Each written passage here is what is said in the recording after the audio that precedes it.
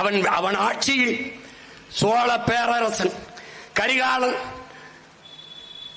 அருண்மொழி சோழன் மகன் அரசேந்திரனை, அதற்கு பிறகு வந்த மன்னர்களில் என்னுடைய பாட்டன் மருதுபாண்டியர் தான் வேளாண்மைக்கு அதிக முக்கியத்துவம் கொடுத்தவர்.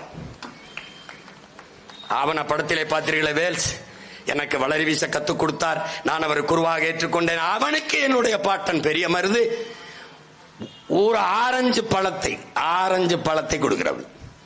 அவன் உண்டு விட்டு எழுதுகிறான், உலகத்தில் மிகச் சுவையான ஆரஞ்சு பழத்தை நான் உண்டேன், இதுவரை இப்படி சுவையான ஒரு ஆரஞ்சு பழத்தை நான் உண்டதே இல்லை என்று. ஏனால் என் நிலம் முழுமைக்கும் ஆரஞ்சு பழம் விளைந்து கிடந்தது.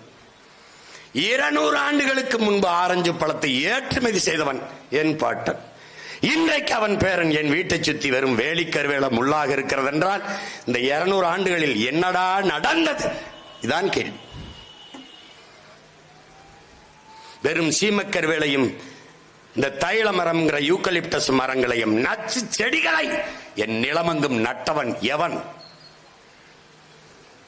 அவன் வேளாண்மைக்கு கொடுத்த முக்கியத்துவத்தினாலேயே அவன் படையை கிளப்பி வந்து கொண்டே இருக்கிறான்.